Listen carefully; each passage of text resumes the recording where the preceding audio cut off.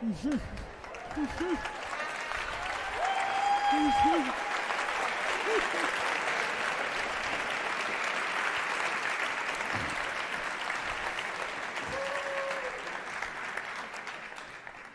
evening, everyone, and thank you so much for being here. And welcome also to those who are attending virtually.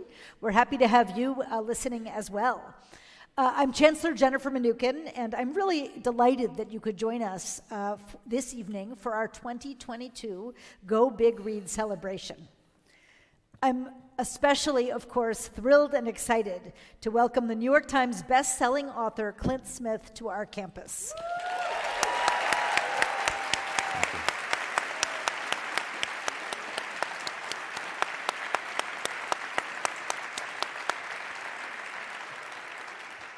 I know we're going to have a lot to discuss over the next 90 minutes, and I'm really excited about that. Thank you for being here. I'm so happy to be here. I also have a few other thank yous I would like to share. I want to thank Lisa Carter, the Vice Provost for University Libraries.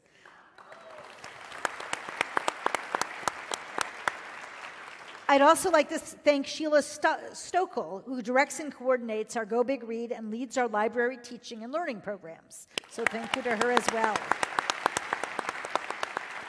Lisa and Sheila organize this very big book club every year, and I just really want to thank them both. This is the 14th year for this program, and the first year for me. As many of you know, I am new to UW-Madison this year, and I'm really excited to be participating in this year's Big Read. The idea is to bring thousands of people together around one book, and to make sure that it's an important book that engages deeply with just ideas that matter. And we look for books that really spark interesting, important conversations. And we look for ways to get everyone reading. We distributed thousands and thousands of books to our new students at Convocation. And in fact, more than 160 courses are using this book in their curriculum this semester, ranging from freshman courses, yeah, it's pretty cool, ranging from freshman classes to graduate seminars in departments that range from sociology to landscape architecture to chemistry. That's kind of cool. The book and the audiobook have been checked out, get this, more than 3,000 times from the Madison Public Library, and more than 300 people are on the waiting list for the book. All right. Yeah. And book discussion groups have been forming all over the place, both on campus and off, and I just think that's fabulous. All of this, of course, tells us that How the Word is Passed is the right book at the right time. And I also want to thank my predecessor, Chancellor Becky Blank, for this very, very thoughtful selection.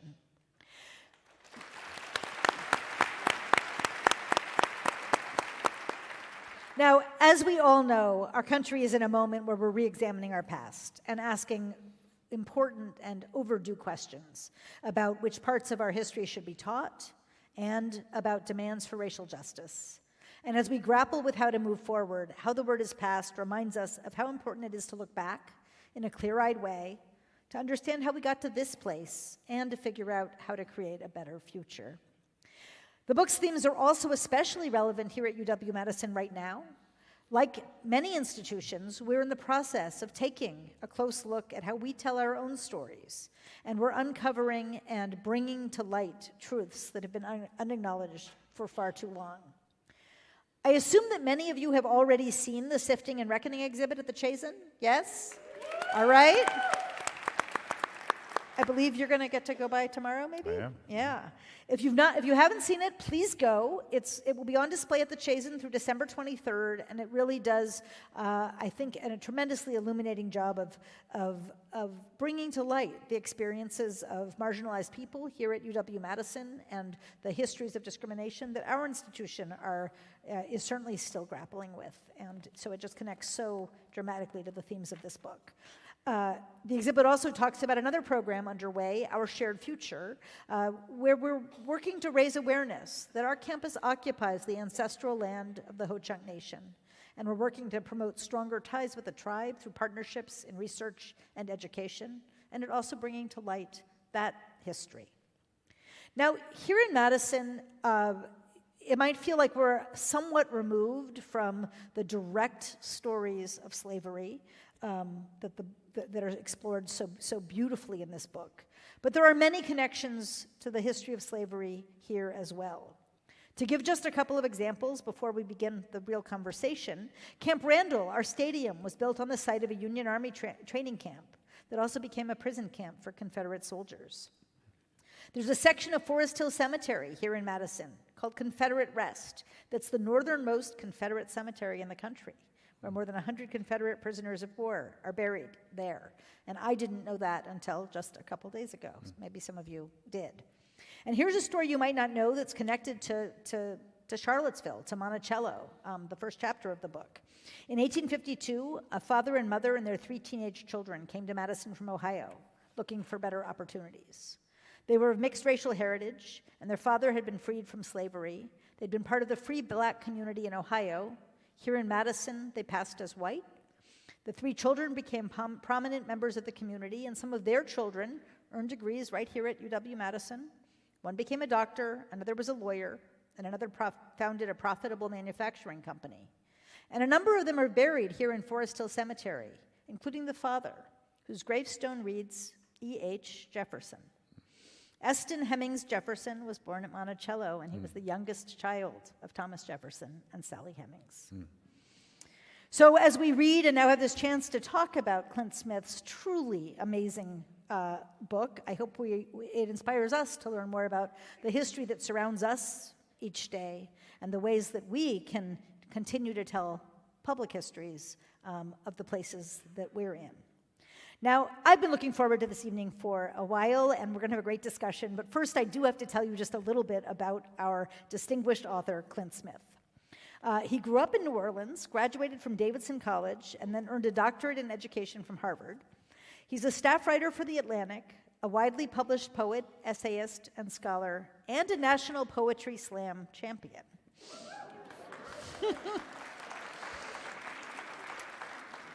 He's taught high school English and currently teaches literature and writing in a jail in Washington, D.C. And he's given 2 TED Talks that together have been viewed more than 9 million times. How the Word is Passed is his first nonfiction narrative in long form, in book form, but maybe not his last. We might get to that in our conversation. And what a spectacular debut.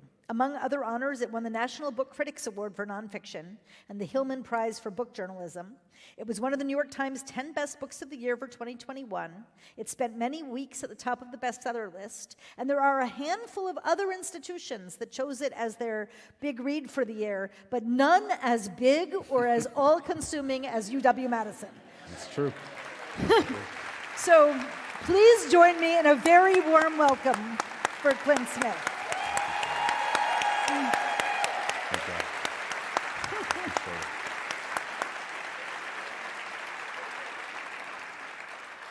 So thank you so much for being with us tonight. Thank you for that wonderful introduction. I realize now I should have written a chapter on Madison. Well, after the next book, there's a book There you after go. that, right? There you There's still time. My friend said if I do a sequel to How the Word is Passed, it's got to be called Too Fast, Too Furious. Or Too Past, Too Furious. Too Fast, Too Furious. All right, well, so that leads to what I have to ask as my first question, which is what made you settle on this title? How did you choose this title? Yeah, so, maybe it's helpful if I give a bit of the origin story of the book as well, which I think goes in that direction. So in 2017, I was watching several Confederate statues come down in my hometown in New Orleans, statues of P.G.T. Beauregard, Jefferson Davis, Robert E. Lee. And as I was watching these statues come down, I was thinking about what it meant that I grew up in a majority black city in which there were more homages to enslavers than there were to enslaved people. And what are the implications of that? What does it mean that to get to school, I had to go down Robert E. Lee Boulevard? To get to the grocery store, I had to go down Jefferson Davis Parkway. That my middle school was named after a leader of the Confederacy. That my parents still live on a street today named after someone who owned over 150 enslaved people. Because the thing is, we know that symbols and names and iconography aren't just symbols. They're reflective of the stories that people tell.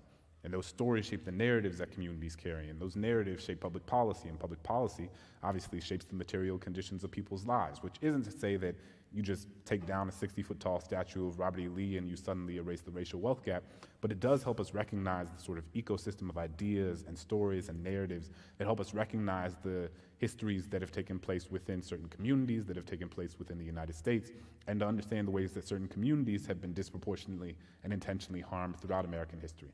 And so I was thinking about that, and I was looking around New Orleans, and I was thinking about something my old professor, Walter Johnson, a historian at Harvard University, wrote in his book Soul by Soul about the history of the slave trade in New Orleans. And he says of New Orleans, the whole city is a memorial to slavery. It's in the roads enslaved people paved. It's in the building enslaved people constructed. It's in the soil enslaved people are buried in. And then I realized that I had never been taught about the history of slavery in New Orleans in any way that was commensurate with the sort of actual history and legacy that slavery had in that city. New Orleans was at one point the largest and busiest slave market in the country.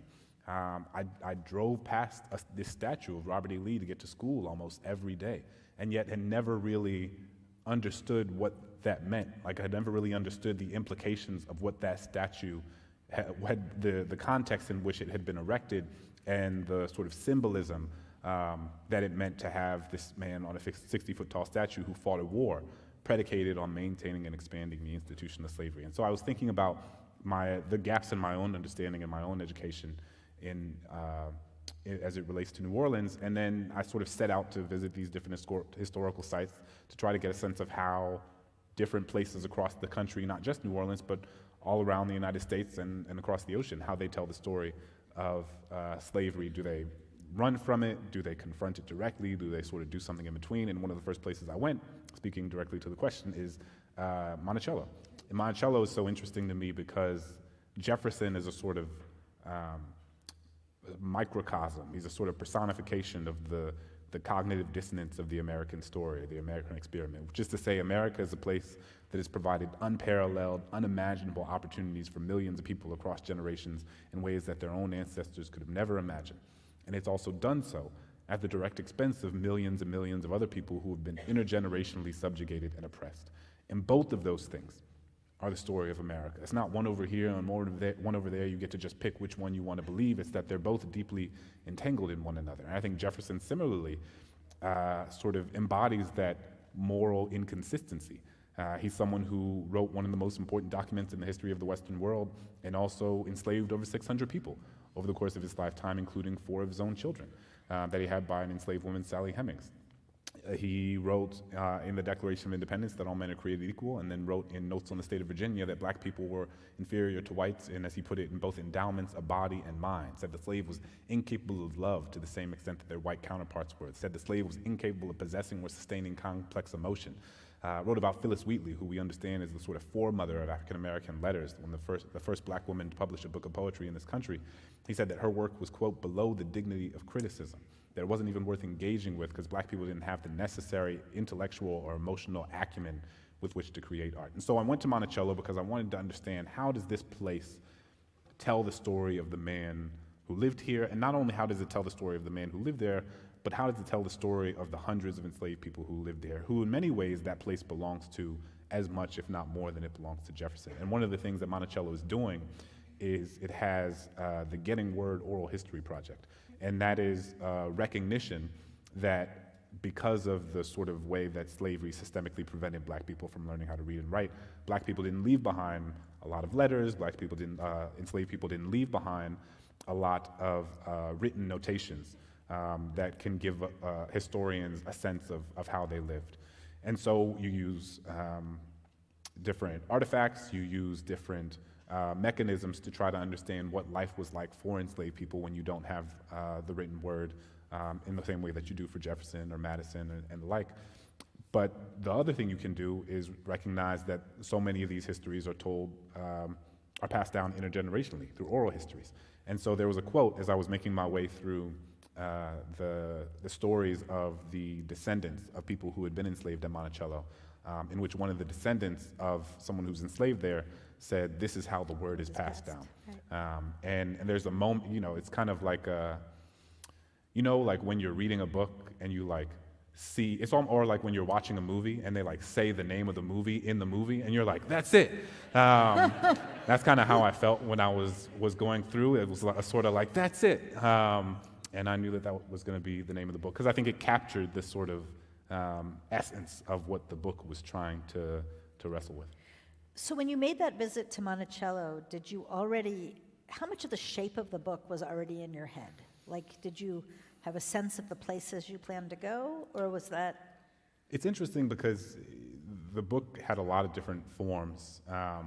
When I first started thinking about it in 2017, when these statues came down, I initially imagined it as another collection of poetry. So my first book came out in 2016, was a collection of poetry, and I thought that this would be my next collection. I thought the conceit would be that each poem in the book would be about a different monument in New Orleans and what my relationship to it was. It's sort of putting, like, what is the history of the monument, what's my personal relationship to the monument.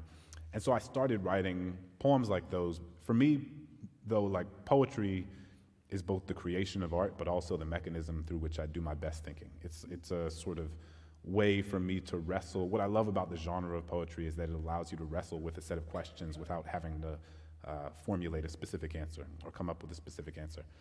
And so I was writing these poems, and they were, as much as they were the poems themselves, they were also a form of meditation, self-reflection, kind of journaling. And then I realized that it needed a little bit more space, and so I was sort of writing these shorter lyric essays. And then I thought I wanted to do a sort of compare and contrast. I thought, like, okay, I'll go to Monticello and also go to Mount Vernon and also go to Montpelier. These are the places, Mount Vernon being where George Washington lived, Montpelier, James Madison, Monticello, Mount Vernon, Monticello, Thomas Jefferson. And then it was like, well, I want to go deeper. I'd rather do depth than breadth. And then I went to Monticello, and I think it's interesting because there's like a very tidy narrative around the book. When the book came out, it was like poet and journalist Clint Smith goes to these different historical sites. And I was like, who's a journalist? Like, who are they talking about? Because it seems like it's like a clean narrative now because, like, I work at the Atlantic and this book is out, but I never, like, the idea of, like, walking up to strangers and, like, asking them questions is, like, deeply unsettling to me. And so, you know, add a layer of that to, like, walking up to strangers on a plantation and asking them questions is, like, further unsettling to me. But I realized that the first people I did that with were Donna and Grace. Yes. In the book. Right. I mean, that's. And there was just something in me that was like, you have to go talk to them. And I sort of had to, like, I got to psych myself up. I'm like, all right, here we go. Like, we're going to talk to people. And it was just so important because it helped me realize that if the book was trying to capture the sort of heterogeneity of memory in this country, right, the way that so many people in this country understand history in such fundamentally different ways, it couldn't just be my voice. It couldn't only be my reflections and meditations on these places. It had to include other people. It had to include conversations with the guides and the docents and the historians and public historians and the people who were visiting. Because it just demonstrates and I think sort of reveals the plurality of our collective consciousness, right, around these issues. And so, you know, and so that's when I realized that this was what the book, I gained a deep, closer sense of that being what the book was trying to be. But I always tell young writers this, like, I wrote probably like 30 or 40,000 words before I got to what was ultimately the first word of the book. So I spent like a year writing what I thought, I did a lot of different versions of what I thought would be the first chapter before I got there. And it sucks, right? That sucks to write a lot of words that then you just have to kind of toss out. But it also, it's so important, I think, for people to know because, like, what you have, you know, the thousands of copies that have been bought that are, like, sitting around in the library and being taught in classrooms here, it's amazing, but, like, that finished product is not what the book looked like in its earliest days. And I think it's so important for young writers and academics especially to know that, because I think you can see a book and you think that it came out as, like, a fully formed thing, when it's, like, a very messy process to get there. Can you tell us about one of the chapters that never saw and probably won't see the light of day? I had a large section on plantation weddings. And so I had a big section on plantation weddings because I wanted to understand what is it that leads someone to want to celebrate ostensibly the most joyous day of your life on a site of intergenerational torture and exploitation? And like, we don't often talk about plantations as like torture sites, but the historian Edward Baptist has done really impressive and important work on this.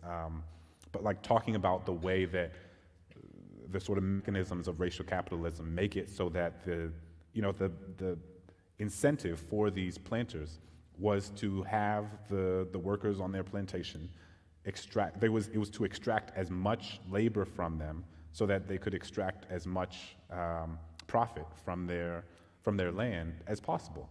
And so they came up with all sort of like insidious psychological and physical torture mechanisms with which to do that, and shared it with one another. They shared the sort of best practices of what kind of torture practices were most effective in getting their enslaved workers to work most effectively. And so we don't often, in our public discourse, use the language of sites of torture to describe what plantations were, but that's undoubtedly what they were. And so I really, I spent time talking to a lot of, I didn't get to talk to a lot of people who were having plantation weddings. They didn't really want to talk to me. But I spent time talking to a lot of wedding planners who had like worked with or had very strong feelings on both sides of what it meant to hold a wedding at a plantation, and just learned a lot of things that, there were places where people used the former slave cabins as bridal suites. And I was kind of shocked by how common a practice those sorts of things were. And so ultimately it got cut for lack of space. But there's a piece in BuzzFeed that I wrote when the book came out that took a small section of that, and you can look that up online. Thank you. I think some of us will look that up online, I have no doubt. I want to come back to, so it's interesting that the two sisters were like your first foray into engaging with the people who were also experiencing the sites you were visiting. And it was kind of memorable when you describe that the phrase that one of them kept using, the shine is off. I wonder how you, when you were hearing them, like here were these women who, very different politics from your own, very different preconceptions about Jefferson, yet they chose to sign up for the tour that did focused on enslaved people. Yeah. Do you think do you have any idea whether it changed them? Did you ever think about the after? Yeah, it certainly changed them in that moment. I remember going up to Donna and Grace, as you alluded to, and asking Donna, I was like, well, how did you experience so much? David was the tour guide, David Thorson, and he gave this sort of 60-minute masterclass of the intellectual inconsistencies and the moral complexities and sort of ethical dimensions of Jefferson's relationship to slavery and the ways that he wrote about it, and kind of talked about some of the same things that I talked about at the top of the program. And then when I went up to them and asked Donna what she thought, she was just like, as you said, she was like, man, he really took the shine off the guy.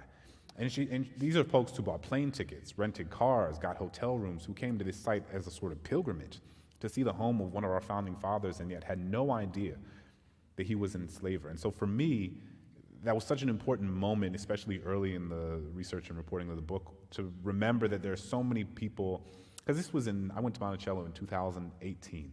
So we were in a moment where this wasn't 1998, right? This was a moment where more people, certainly than had been the case previously, were cognizant of who the sort of more holistic understanding of who Jefferson was and that he was an enslaver, who Sally Hemings was.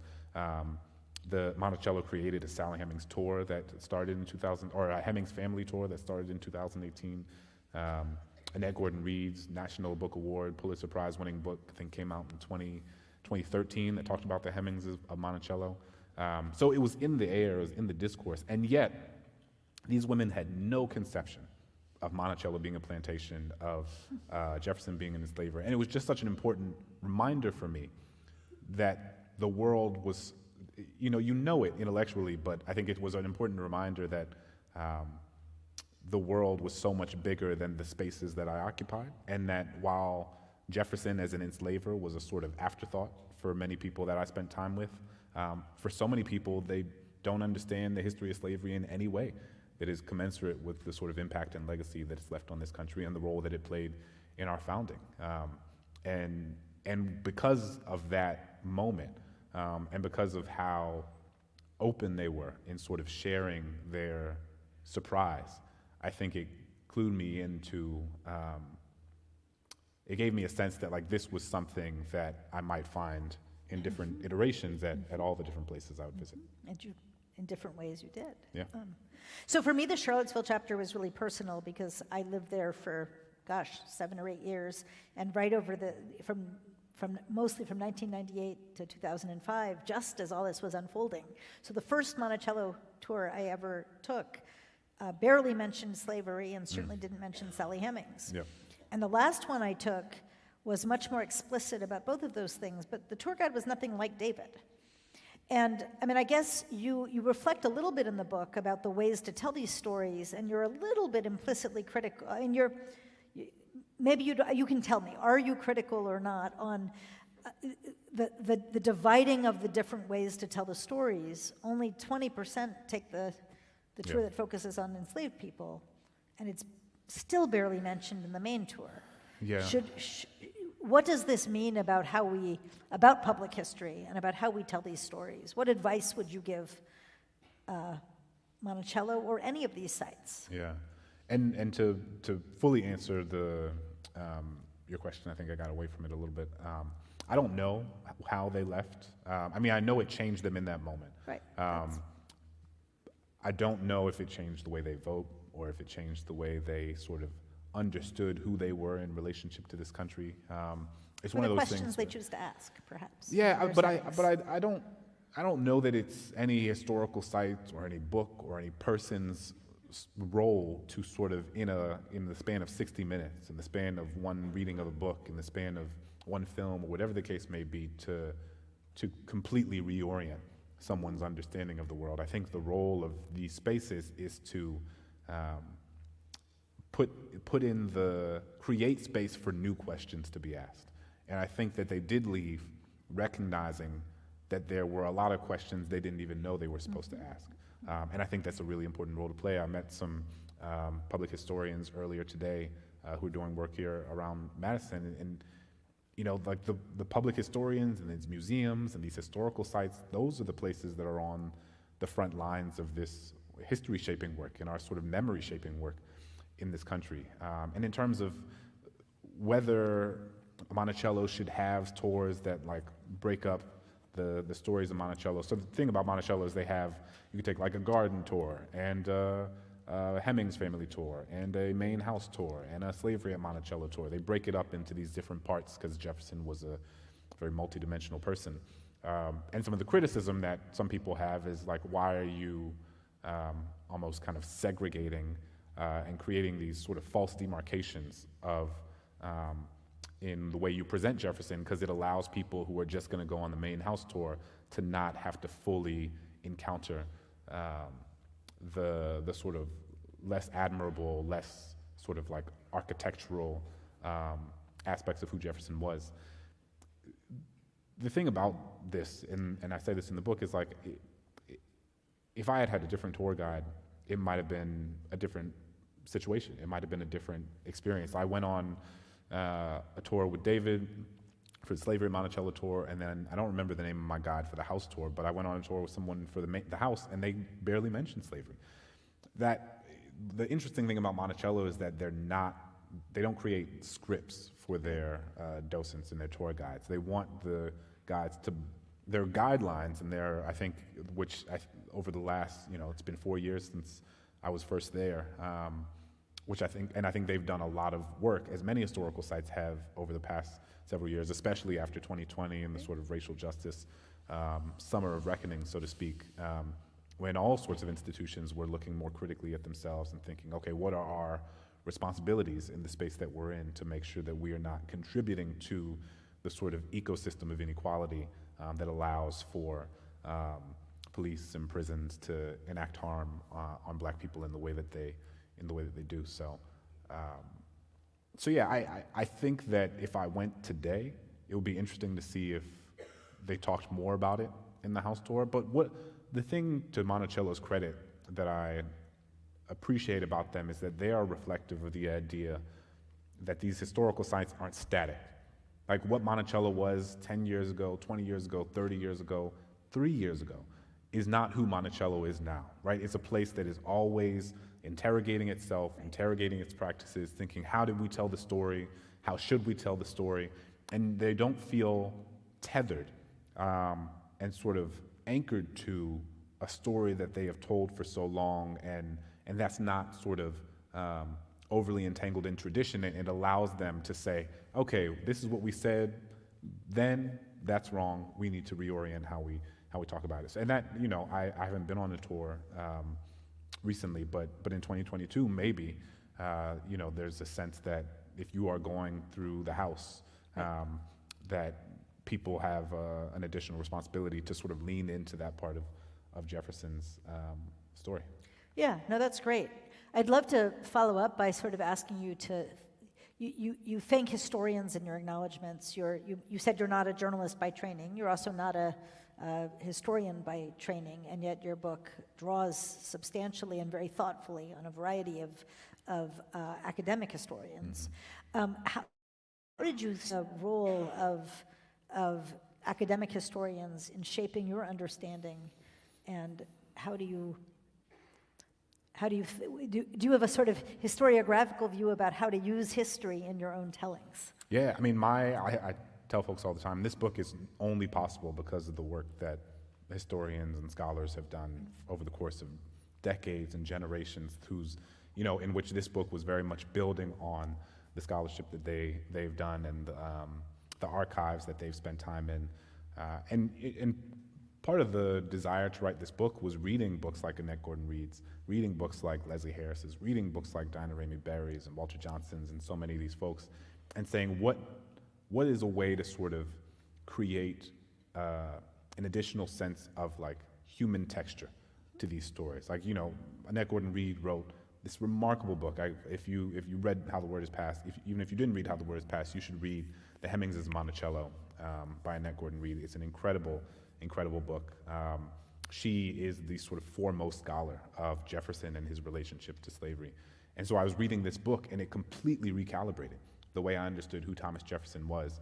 And I kept wondering what it would be like to be in the place where Jefferson lived, knowing this history and putting the place in conversation with the history. Like for me, you can probably tell from the book, but like putting your body in the places where history happened just like fundamentally reorients and creates a different type of proximity to that history. Like I think all the time about a moment where I was standing in the slave cabin at the Whitney Plantation. Right. And the Whitney Plantation, it was one of the original slave cabins that was on that land, 200 years ago. And I was standing there, and the way that I had thought about, I was talking about this a little bit earlier with the group, but like the way that I thought about slavery for the longest time was kind of, when slavery was brought up, I thought about the sort of spectacle of physical brutality, right? Somebody being beaten, the sort of physical harm that was enacted, and the fact that they made people come and watch as a sort of additional layer of psychological torture, a warning to say, if you do what this person tried to do, you too will be punished in this way. And I think that's part of that is because those are the sort of stories and messages and images we've been inundated with through television series like Roots and the sort of other types of public consumption of the stories of slavery that we've been on the receiving end of. What I didn't think of to the same extent was the implications of family separation. And I think that changed in part because I now have my own children. And when I was writing the book, my son was born, my children are now 5 and 3, and my son was born in the same month that I watched the statues come down and began thinking about the book. And so I was standing in the slave cabin at Whitney, and you see the sort of the way that light sort of sneaks in through the crack. It had just rained, and you can tell how wet and how moist it was inside. the mosquitoes were out, so you think about how susceptible to the environment these folks would have been. And then I kind of closed my eyes and I just imagined what it would be like if I went to bed one day and I woke up and my children were gone. And I had no idea where they went. I had no idea who had taken them. I had no idea if I would ever see them again. And then you have this moment where you realize that this was the omnipresent threat, the sort of ever-present reality that millions of enslaved people lived under every single day of their lives, at every moment, across generations, that at any moment you could be taken from your spouse, from your parents, from your children, from your siblings, from your family, from your community, that at any moment, for no reason, you could be disappeared in the middle of the night and no one would have to tell you why. And me doing that sort of thought exercise in the space where enslaved people once lived just made me feel, it just raised the sort of emotional stakes because I felt so much more proximate to the people and the place where this happened. And I felt different variations that in every place that I went. I mean, you've just made it very powerful for all of us sitting here, not in any of those physical places. And I guess I'm struck, I think you finished the physical research in, what, February 2020 or so? Maybe 2 weeks before everything shut down. Right, 2 weeks before you couldn't have done this. Yeah. Could you have added another chapter about a place you weren't in physically, having had these? I want to push you a little bit on just how important. I mean, I get it, the physicality, the vividness, the living experience of seeing the shadows of history, living or not living in the present. Yeah. And yet, you just brought that to life for us. So, don't you think that words on the page and other kinds of engagement might be able to get you there? Yeah, no, sir. I mean, it's not to say that they can't, right? I mean, I think there's a version of this book that I could have written that in which I didn't go to these places, and I just kind of wrote about the history of them and your poetic imagination. Yeah, and I think there's a role for Taya Miles, an incredible historian at Harvard University, wrote a book that won the National Book Award last year. And it is thinking about things called Ashley Sack, or something along those lines. But it's this idea that like there was a sack that she found in the archives, I think in the National Museum of African American History, that had been used by an enslaved person, an enslaved woman, and her mother. It was like her mother had stitched, or it was a sack that had been given to a girl by her enslaved mother, and it was sort of the last thing she gave her before she would never see her again. And then I bring it up because she uses this like really incredible combination of sort of historiographical research, but also like the imaginative, because we don't actually know what happened to these people, or we don't know the specificity of their lives. We have a sense of what their lineage was, but she sort of uses what we do know of history to imagine what those lives could have looked like, and it is very powerful. So, in some ways, I think in some ways the going to the places was for me more than it was for anyone else. And this book was for me more than it was for anyone else. When people ask me about who the audience was, I tell them it's a 15-year-old version of me. Like I wrote the sort of book that I felt like I wanted to read, that I needed to read in my high school American history class. A book that would help ground me and help give me a deeper understanding of the reason my city, my state, my country looked the way that it did. The reason that would help me understand that the reason one community looks one way and another community looks another way is not because of the people in those communities, but because of what's been done to those communities or what has been taken from those communities generation after generation after generation in ways that I didn't understand when I was a young person. I remember growing up in New Orleans and just being inundated with these messages about all the things that were wrong with black people, right? People talk about New Orleans as the murder capital of the nation. It incarcerates more people per capita than China, Iran, and Russia. It's the public housing projects are a sort of physical manifestation of cultural and social decay and the falling apart of the family. And implicit within all of that was criticism people had of black people. And sometimes it would be implicit, and sometimes it would be quite explicit from the media, from politicians. And I remember just being inundated with these messages and knowing it was wrong, but not knowing how to say it was wrong, not having the language, not having the toolkit, not having the history, the sociology with which to push back against it. And it was such a paralyzing feeling. And the most insidious but almost sort of logical endpoint of that is that if you inundate a young person with information, with all of the things that you're saying are wrong with them, or the people who look like them, or the community they come from, and you don't give that young person the tools with which to push back against it, then they begin to internalize some of those messages. And that's why, so I wanted to write the sort of book that I would have wanted to read when I was in American history class, when I was a high school teacher, that I would have wanted to teach to my students, that hopefully would have been engaging to them.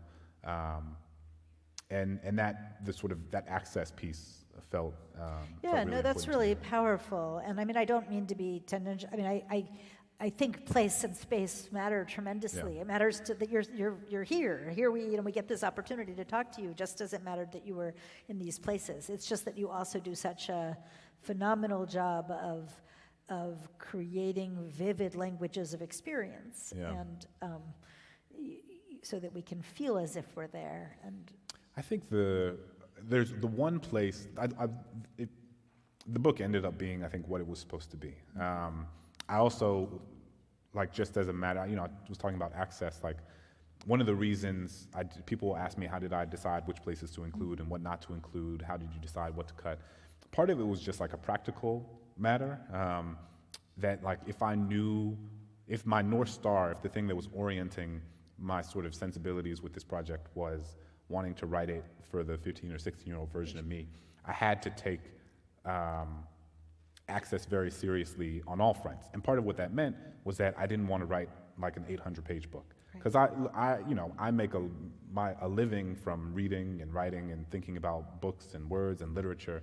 And even me, when I'm trying to pick my next book and I'm looking at the bookshelf and you're like, da-da-da-da-da, and you look and you're like, all right, am I going to read this, this 200-page novel or this 250-page memoir? Here's an 800-page historical text. And it's not this time, right? Right. And it's been there. Yeah, and and I know how intimidating a large physical text can be. And so I made a decision that I didn't want this book to be more than 300 pages. Because I didn't want a young person to see it, or anybody to see it, and feel overwhelmed by the prospect of reading it. And I think that that's an important part of accessibility, and so it made it so that I had to make hard decisions about what things to include or not include. But the one place that I would have wanted to add, and I realized I wanted to add, but then when I realized it was during the pandemic, was California. I would have really liked to have done a chapter on the history of slavery in California, or just the West Coast. I don't think, because it's just a place that I don't think people ever think about or consider as having any sort of relationship to slavery. And it did. It had a really fascinating and complex one. But this was lockdown time, and unfortunately, books have contract deadlines, and you gotta give the people what they need. Right. Well, so those are the practical dimensions of the of shaping the text. I want to. You write, our country's in a moment, an inflection point, in which there is a willingness to more fully grapple with the legacy of slavery and how it shaped the world we live in today. I'd love to ask you to reflect a little bit more about that, because I think that that's undoubtedly true and much needed, but it's also become wildly contentious in ways that are complicated and sometimes depressing. Yeah. Do you think, can books like yours help us with that? Is that, so you yourself at 16 was one audience. What other audiences, and how do you think about these national debates about how we reflect upon and tell and reckon with our own stories? I think what's true is that over the course of the Black Lives Matter movement, So if we think about the beginning of the Trayvon Martin, when Trayvon Martin was killed in 2012 to today, so the last 10 years in this country, more people, many millions more people, have like a fundamentally more robust and sophisticated understanding of America's history, of the history of race and racism, in ways that simply didn't exist before, right? More people understand racism as being not just an interpersonal phenomenon, but a systemic one, a structural one, a historical one, a sociological one. And I think that's deeply important. And I think that we see that in the media, I think we see that in our politics, that we have more appropriate language with which to discuss how our country has come to look the way that it does. What we've also seen, and what we see in any moment where there is progress as it relates to race specifically, is an immense amount of pushback. And so I think about when I went to the Confederate cemetery in Blandford. So Blandford Cemetery, for those who haven't spent time with the book, is one of the largest Confederate cemeteries in the country, 18,000 acres wide, it's where the remains of 30,000 Confederate soldiers are buried. And I went there for the Sons of Confederate Veterans Memorial Day celebration. You asked before, did I know all the places that I was gonna go when I started writing the book? I did not, when I set out to write the book, say I'm gonna go to a Confederate cemetery. That was not part of the plan. My wife would have been like, no. I thought I was gonna write a chapter on Civil War battlefields. And so I went to the Civil War battlefield in Petersburg, Virginia, where they had the siege of Petersburg at the end of the war, and I was gonna do this thing on like the places where the war was fought. And it was really interesting and fascinating, and I was talking to the park ranger there about my project, and he was like, oh, that sounds like a really interesting project. You should go to the Confederate cemetery down the road. And in my head, I'm like, I'm absolutely not going to the Confederate cemetery down the road. And then you have these moments, I don't know how other writers are, but like I have these moments sometimes where it's like, it's like the angel and the devil on your shoulder, but it's like writer Clint and regular Clint. And so like regular Clint is like, we are not going to the Confederate cemetery. And writer Clint is like, we got to go to the Confederate cemetery. And they're like battling it over. And so ultimately writer Clint wins out, and I go to this Confederate cemetery, and I spend ultimately a few weeks later, spend the day with members of the Confederate Veterans and United Daughters of the Confederacy there.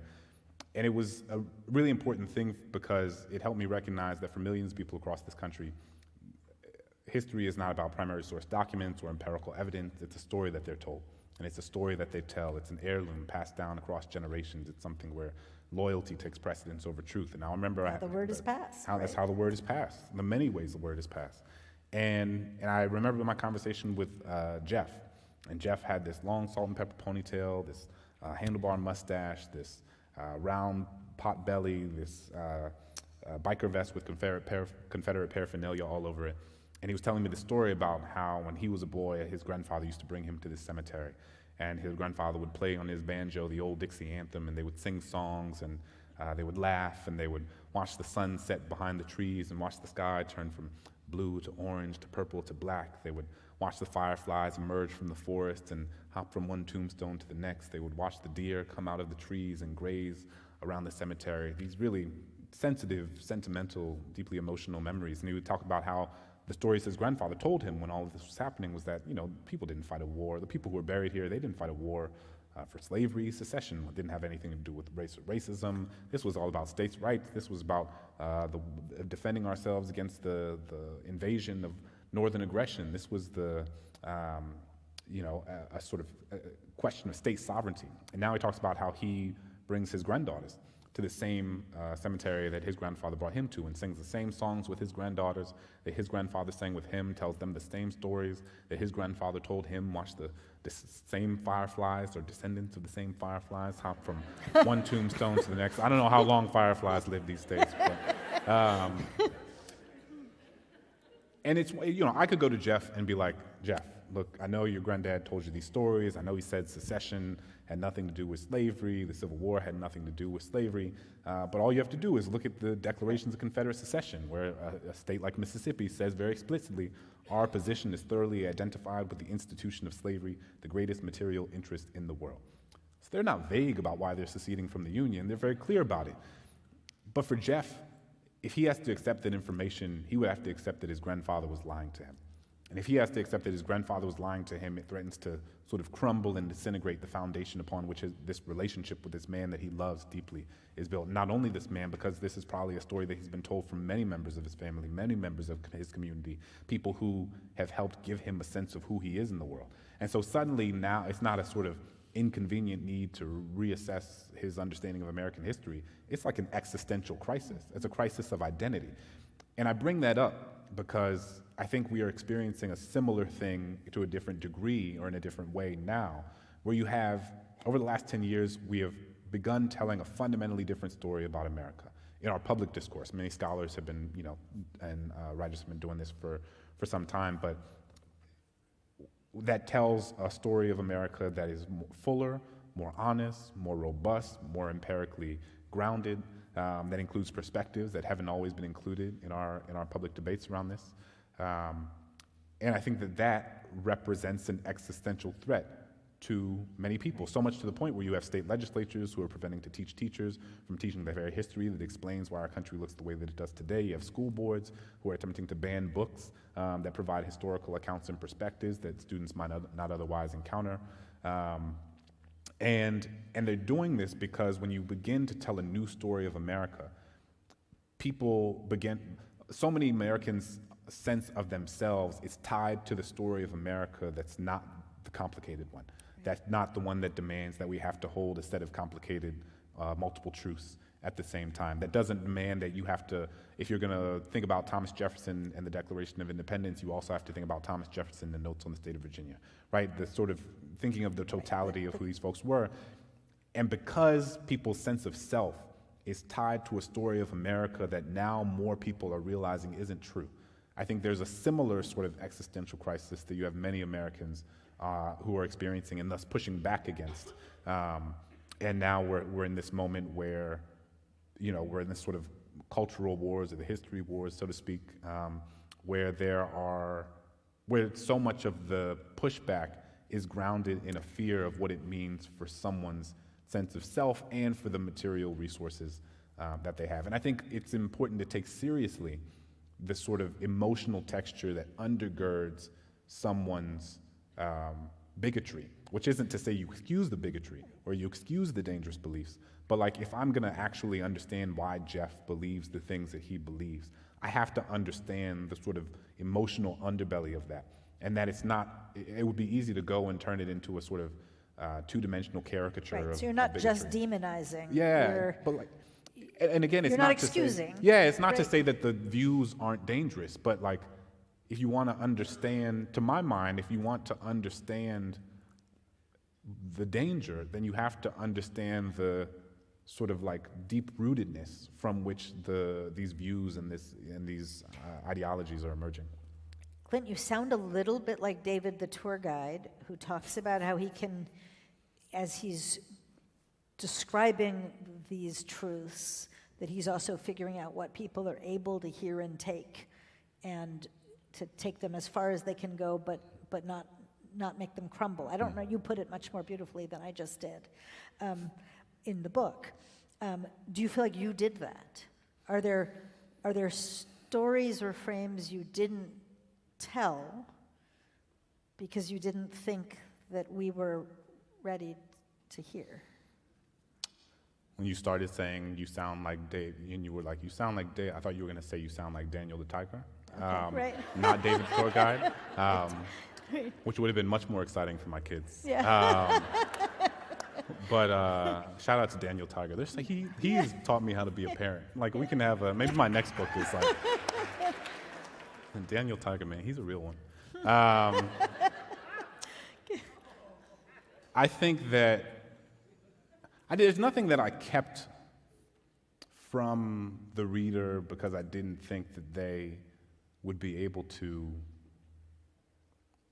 hear it or hold it. I mean, what I tried to do with this book was to go, like this book was written very intentionally, and I think this is the only way it could be written, but like it's not a polemic, it's not didactic, it's not a book that's like, these are the 10 things you should have known about slavery your whole life. Like, as soon as you came out the womb, you should have known. Like, right. Yes. And that's not what this book is trying to be, and that's not my experience, right? This book was written by someone who had a recognition that I did not understand the history of this institution in ways that I felt like I should have. And so the book is written by someone, I don't know why I'm talking in the third person like that. The book is written by me on this, as I go on this journey to like, the person who wrote this book was like, I tried to write this book in the ways that honestly reflected the fact that I was learning as I went to these places. And so that's why in the book, like, you will see, I reveal moments where I'm surprised. Right, you I do. reveal moments where I learned something that I didn't know. I reveal moments where I'm scared. I reveal moments where I'm overcome with emotion. And my hope is that in inserting myself into the text in that way, and reveal, like, and you know, seeing these things happen, or reading about something, or hearing something, or encountering something, and including my sort of emotional or psychological response to it, that it then gives the reader permission to sort of think about what their own response to it is, and to process it accordingly.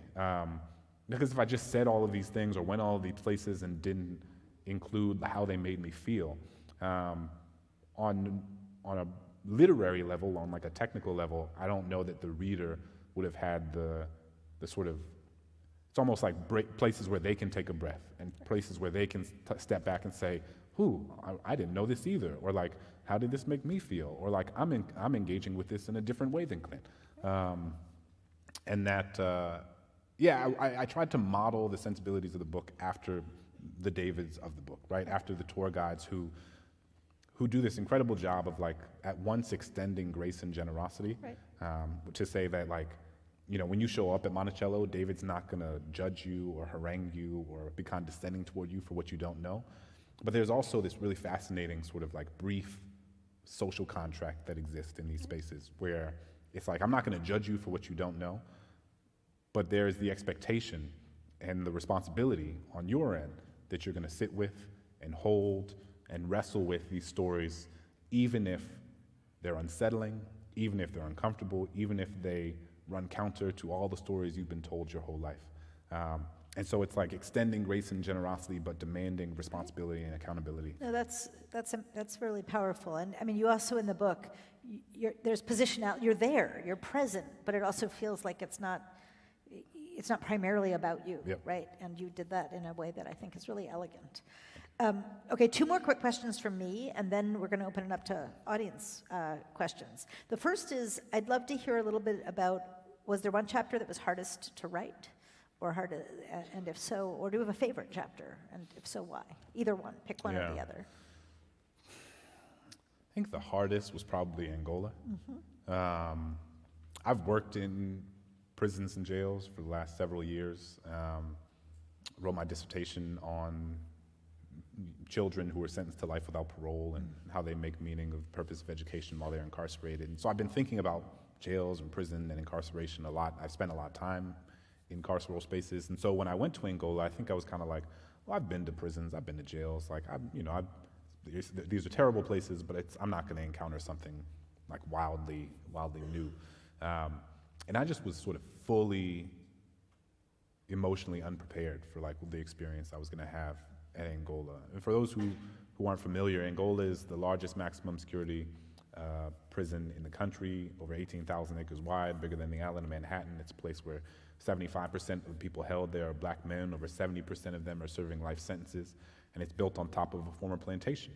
And what I tell people is that if you were to go to Germany, and you're the largest maximum security prison in Germany, and it was built on top of a former concentration camp, in which the people held there were disproportionately Jewish, that place would quite rightfully be a global emblem of anti-Semitism. It would be abhorrent. It would be disgusting. We would never allow a place like that to exist because it would so clearly run counter to all of our moral and ethical sensibilities. I've been spending some time in Germany over the course of this past year, and I was in Dachau a few weeks ago. And I had this moment where I was standing in, one of the most infamous death camps in Europe. And you sort of look to your left, this vast, haunting expanse of gray, empty land, and you look to your left and you see the remnants of the crematorium. You look to your right, you see the remnants of the sort of skeletons of the barracks. And I just imagine, like, what would it be like if on this land there was a prison, and in that prison the vast majority of the people held there were Jewish? And I couldn't even finish the thought exercise because it was so viscerally upsetting.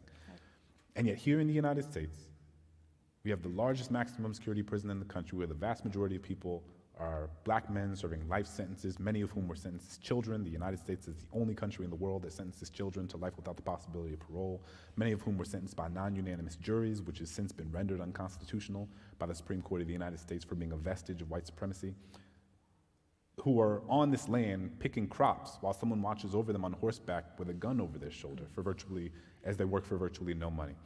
And so what are the ways that a history of white supremacy both enact physical violence, but also collectively numb us to certain types of violence that in another geopolitical context would very clearly be unacceptable? And what does it mean that that place has a gift shop?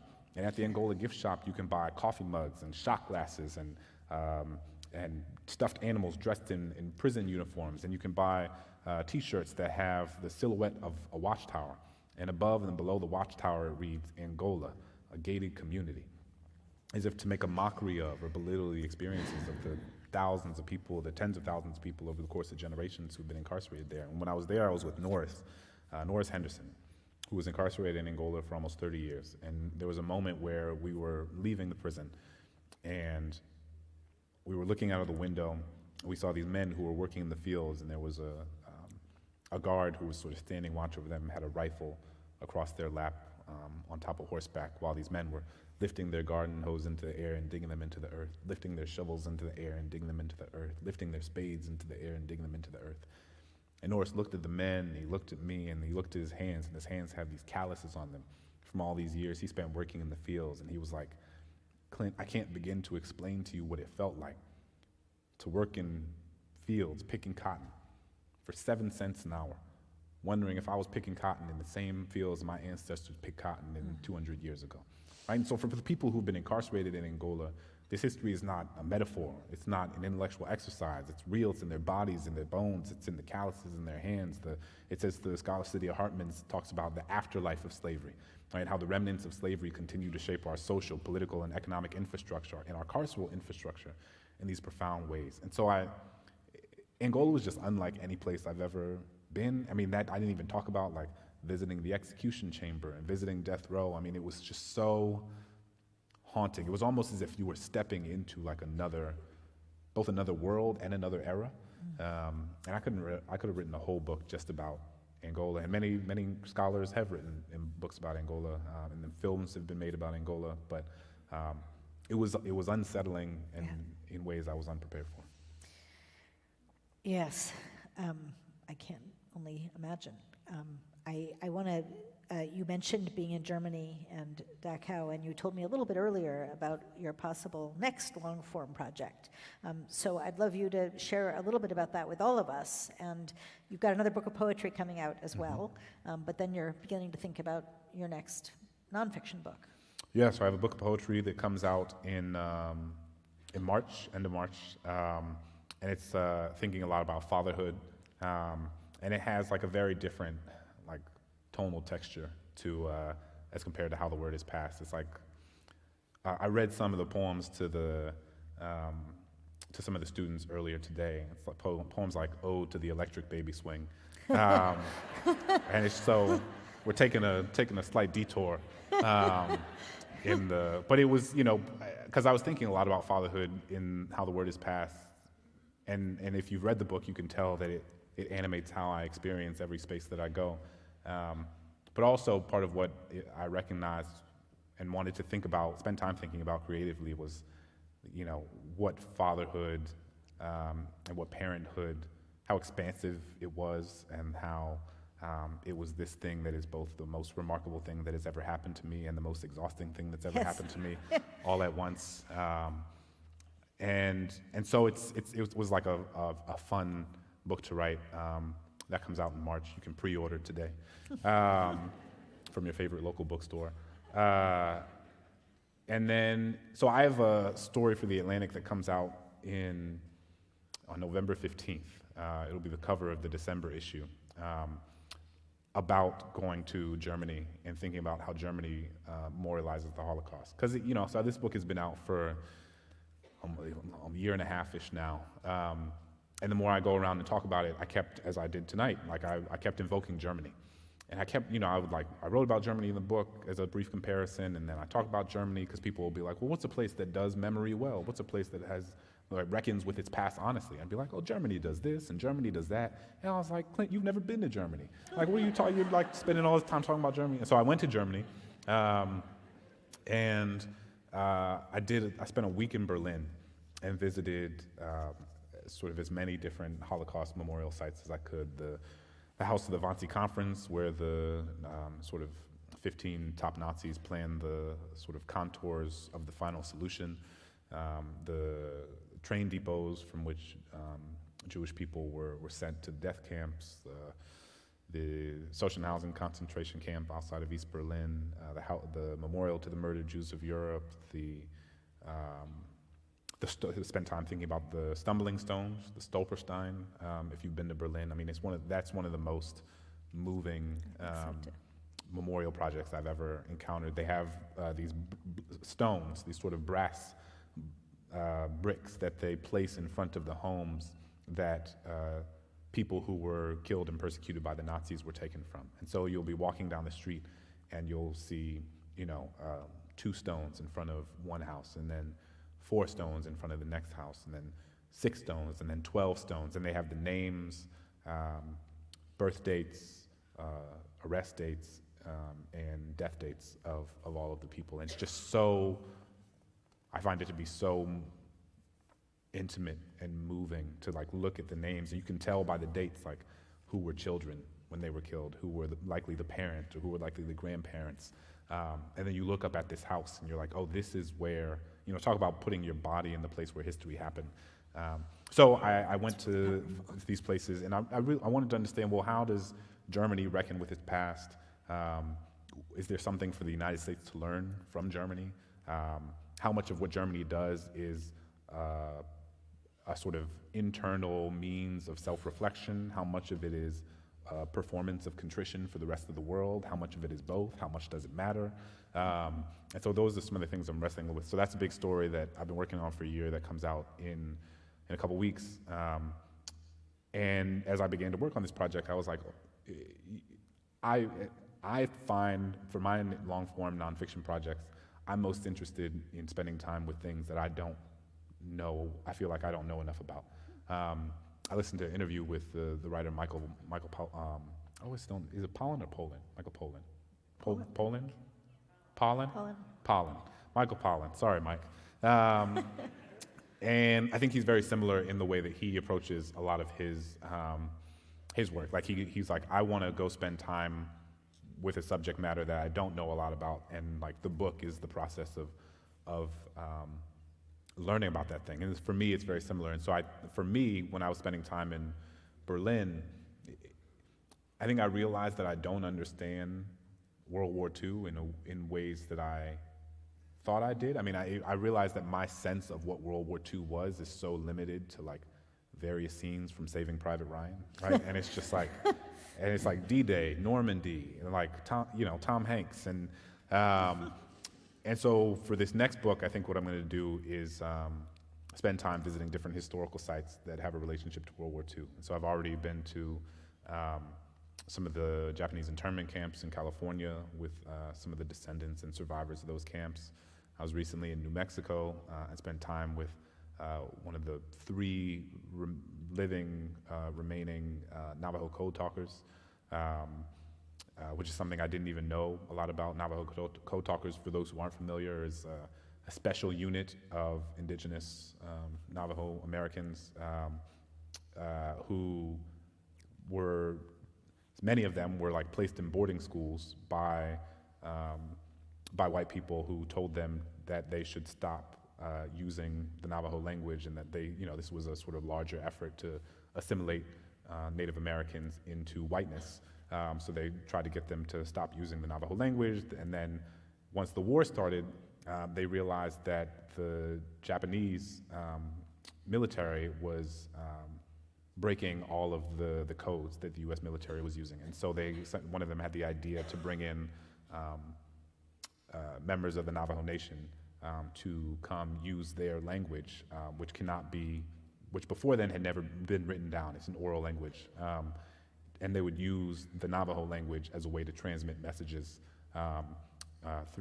from one U.S. military unit to another, and it's said to be the only code that at no point in the war was the Japanese military able to break that code. And so, you have all these generals, you go into the history books, who say we wouldn't have won the war if it hadn't been for the Navajo code talkers, which is just a sort of striking irony, given that these are so many young men who had been told to stop speaking that language when they were younger. So I think I'm going to go to a lot of places here in the United States, but also abroad, and think about how we memorialize and fail to memorialize World War II. But we'll see. Sounds amazing. That book needs to be written. Yeah. So, as long as you guys select it as the Go Big Read. Let's have a few questions from the audience now. Who would like to have the chance to ask Clint Smith something? There's somebody there. It's so nice that you're here. I listened to the audio book, so I heard your voice for 10 hours. It was wonderful. And it's a long time. As I'm hearing each place that you had in the book, I wanted to go there. I wanted to go to this one. I wanted to go to that one. But if we were able to just go to one, which one would you say would have the best experience? Depends on how you define best. Yeah. Man, I think the Whitney is such a special and important place in that, it's the only plantation in Louisiana and one of just a handful in the United States that singularly dedicates its sort of museum experience to understanding what plantation was like, what plantation life was like for enslaved people. And it's surrounded by a constellation of plantations where people continue to hold weddings and big formal parties and debutante balls and all these sorts of things. And I think the Whitney forces you to encounter the sort of psychological and physical brutality of the institution in ways that are unlike any other place I've ever been, which isn't to say it's perfect. I don't think any museum or historical site is perfect.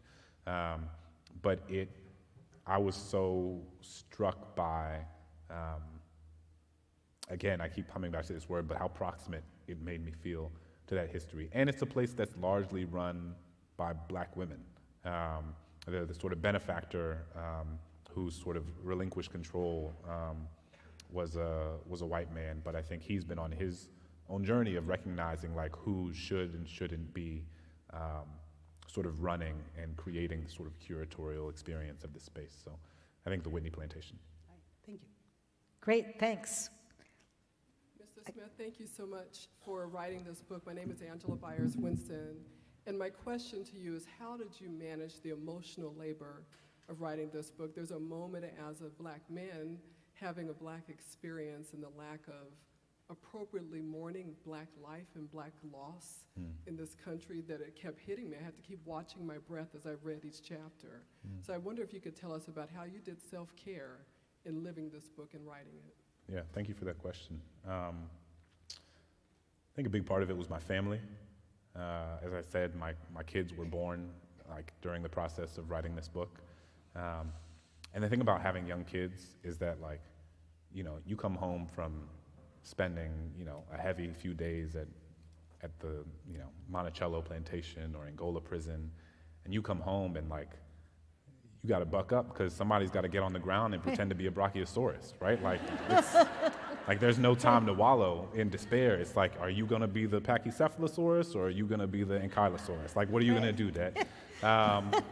And so my family was this sort of they were both respite and reminder of why I was doing the work. They were a respite in the sense of when I was with them, I felt, I always try to make a point generally in my life as a parent to try to be fully present with my kids. And I think that they are a reminder because I just think of I think all the time about how recent this was, right? And I write about this in the epilogue when I think about my grandparents. But like the woman who opened the National Museum of African American History and Culture in 2016 with the Obama family was the daughter of an enslaved person. Not the granddaughter, not the great-granddaughter. The woman who opened the National Museum of African American History and Culture in 2016 was the daughter of someone who was born into slavery. My grandfather's grandfather was enslaved. So when my 5-year-old son sits on my grandfather's lap, I imagine my grandfather sitting on his grandfather's lap, and I'm just reminded that this history we tell ourselves was a long time ago, just wasn't that long ago at all. I learned about slavery as if it was something that happened in the Jurassic period. Like it was the dinosaurs, the Flintstones, and slavery, like all at the same time. And you just, I think my family, and like feeling so lucky to both see my son and my daughter and my grandfather and my grandmother, and to think about my grandparents' proximity to that history that they were raised by, that they knew, that they loved people who were born into chattel slavery, is just a reminder of how high the stakes are in terms of how we remember and what we remember. So my kids were both respite and reminder, and I decompress in the same way everybody else does. I binge on Netflix, eat too many Oreos.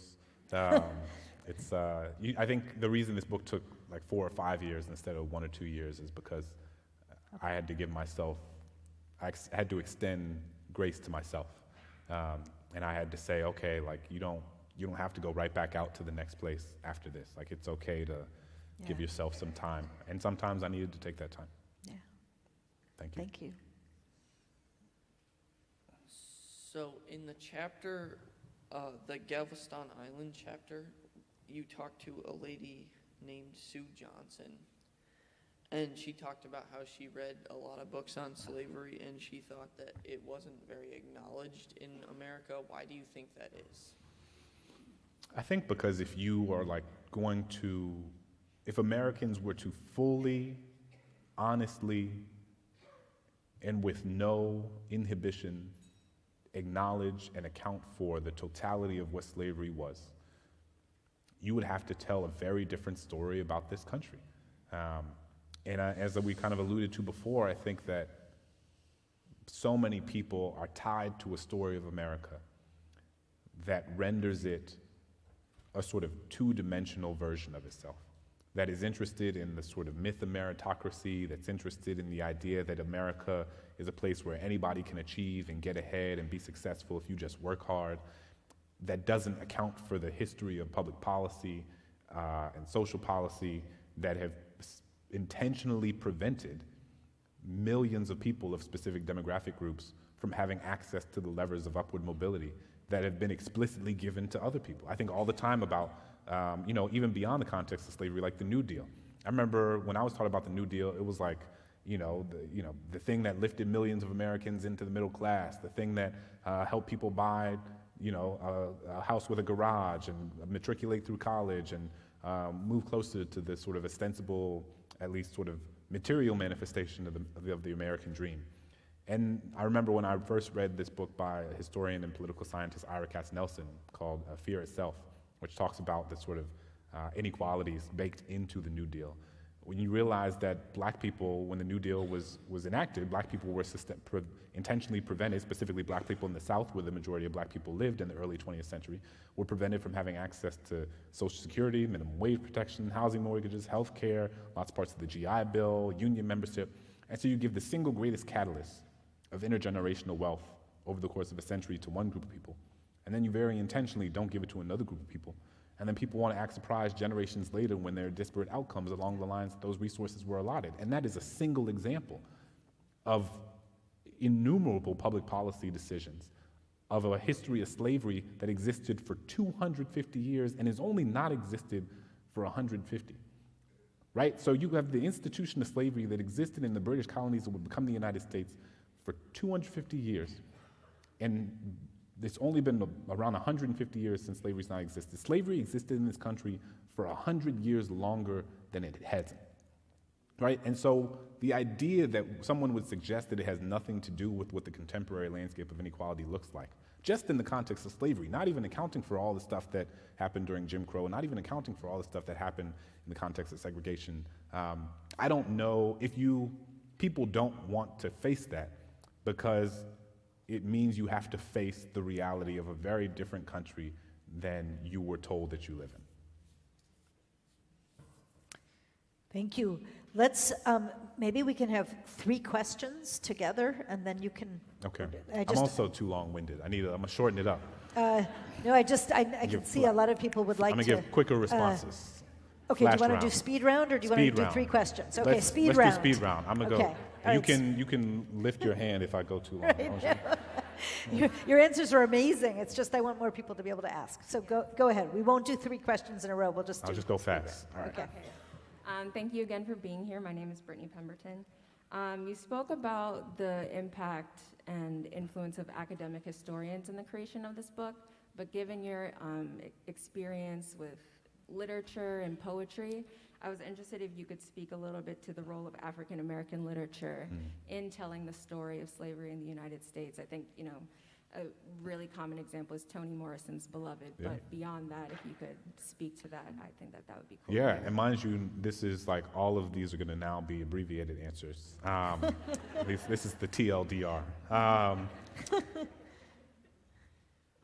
I mean, the most popular book about slavery in the history of American letters is Beloved, right? And I think there's a reason for that because Toni Morrison is perhaps the greatest American writer, one of the greatest writers in the world that's ever lived. And she is able to do, with her imagination, both with the historical record and her imagination, is able to convey the horror of slavery in a way that is so unique and so powerful.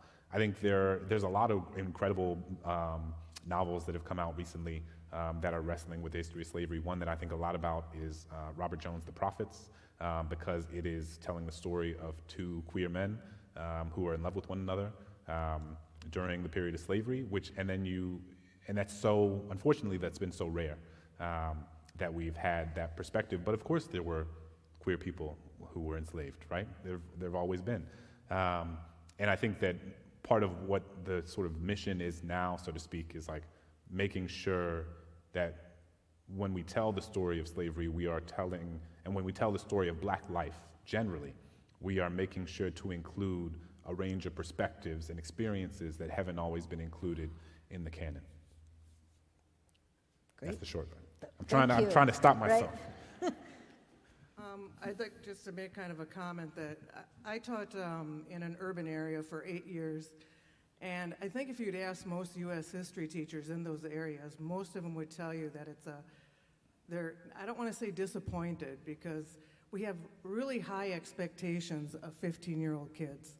And you said that you would like something that you could have read, but that kind of tells me that you were either on grade level or above grade level when you were 15. Because I feel like kids, when you start talking about something that's so emotional and has such an impact on our country, when you're looking at the kids, you want them to feel the same thing that you feel. And a lot of kids in urban areas kind of push it away. And it's a shame for them, because I feel like we're asking them to embrace something that they haven't yet escaped. And how do I want to say it? They give you the response that you want to hear a lot of the times. But it's not like a felt thing. You mentioned Roots before, and I think a lot of families watched Roots, right? White families, Black families watched it. And I think it did a really good job of portraying slavery through the music they used and through the humor they used and everything else that allowed kids or teenagers to kind of embrace it. But it hasn't, I'm kind of going in a lot of directions, but I feel like we keep on saying, if we do this and we say be proud, they're going to be proud. And if you're reading on the 2nd or the 3rd grade level, the kid doesn't feel proud. And so when they look at that, it's something that they don't embrace and don't have the emotional feeling towards something that we want them to have. So I think that, one, I think it's important to note that it's a difficult thing, not for a specific group of kids from a certain area. I think it's a difficult thing for kids from all sorts of areas in this country to confront for a range of different reasons.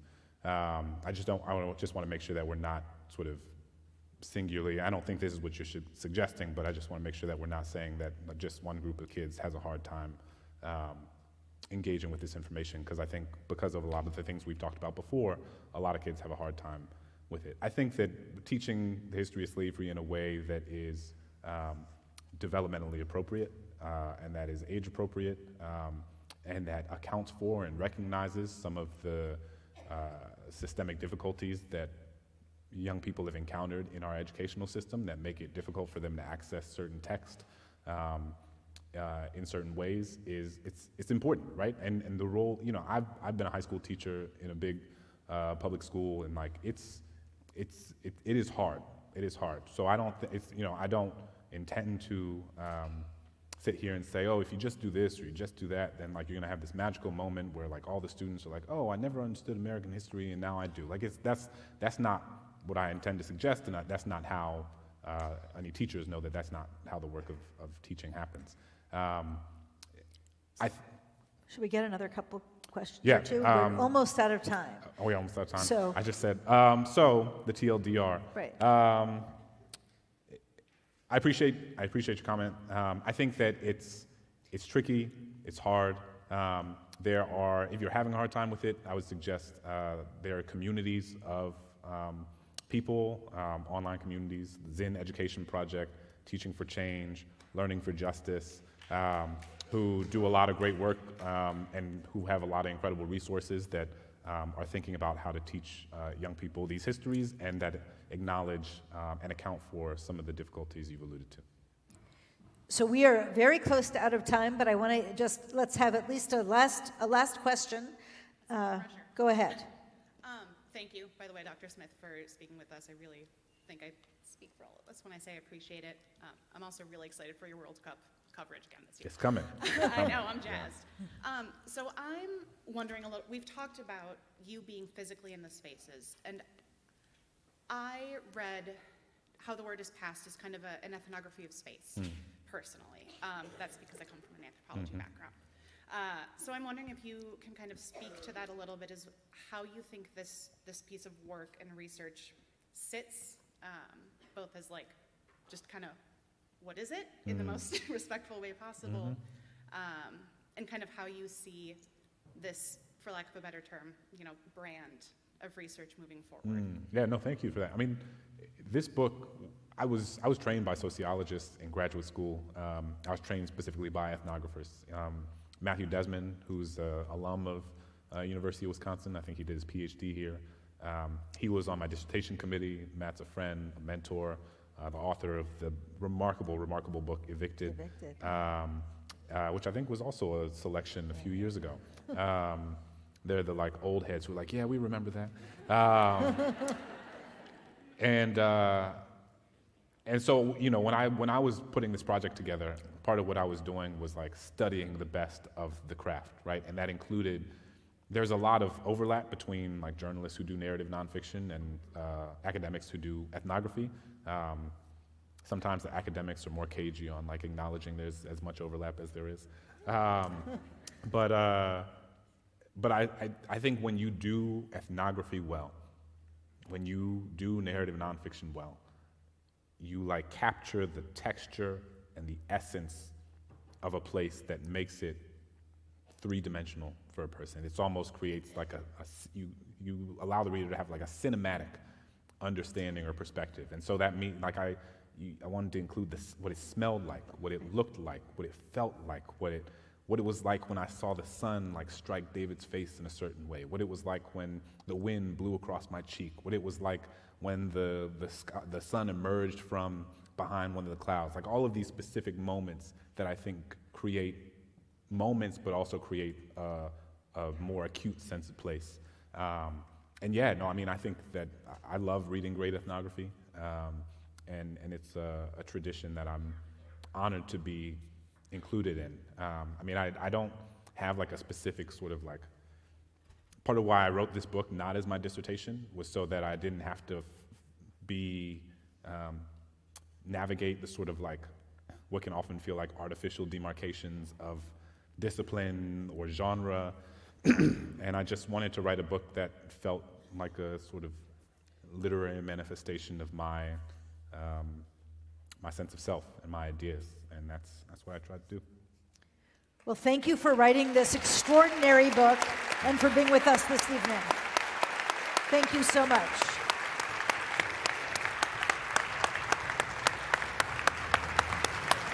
Thank you all.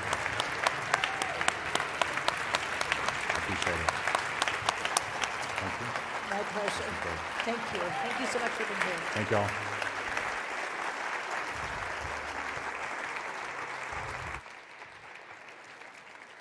Thank you all.